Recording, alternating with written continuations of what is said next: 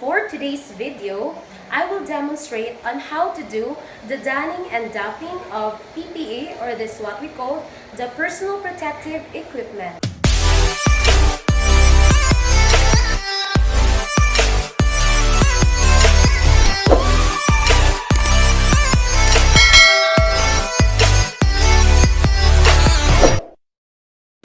Good day to everyone! My name is Rolflyn Balyanas, and for today's video, I will demonstrate on how to do the donning and doffing of PPE, or this what we call the personal protective equipment. What is PPE?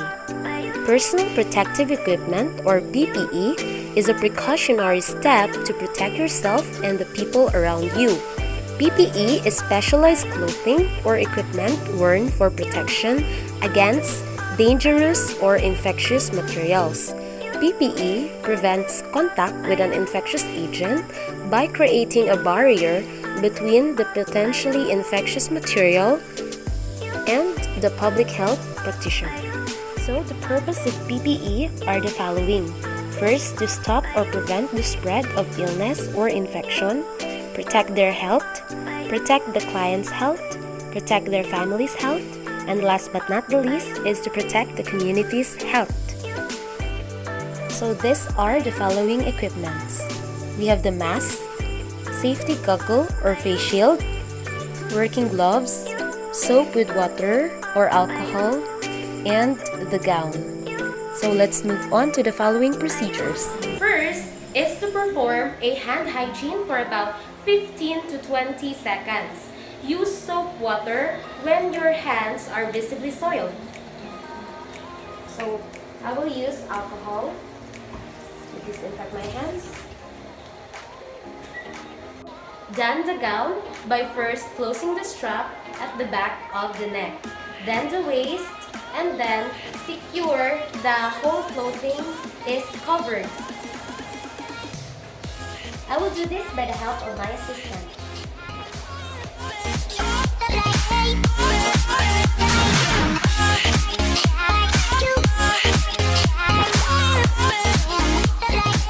will ensure that the whole clothing is covered. Next is to wear an N95 mask over your nose and under your chin.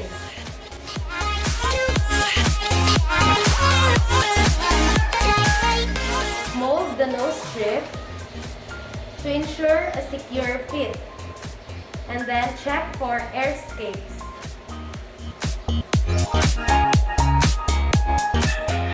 Next is to don a face shield by placing it here, secured.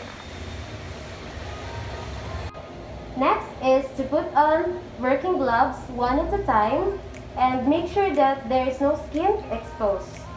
So here.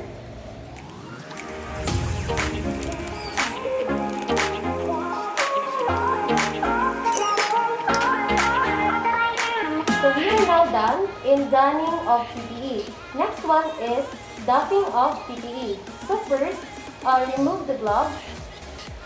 Okay. Make sure that there is no skin contact when removing the other glove.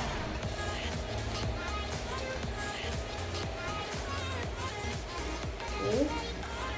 Then do not touch the contaminated area. Okay, here. And then disregard. Next is to remove the gown. So I'm removing my gown with the help of my other assistant. Okay. So just remember that we should only touch the inside portion of our gown.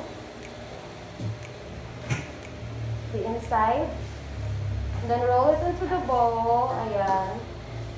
And throw it into the trash can. Next is to perform hand hygiene again for about 15 to 20 seconds.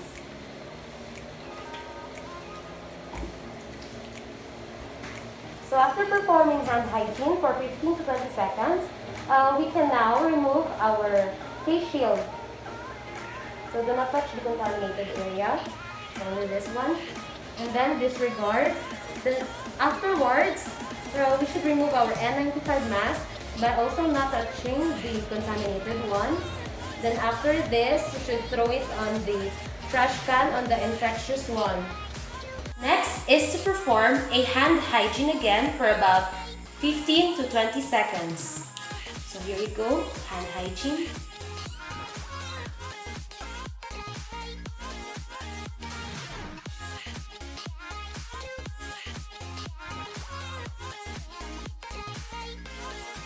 So we are now finished on donning and doffing our PPE or personal protective equipment. Thank you for listening.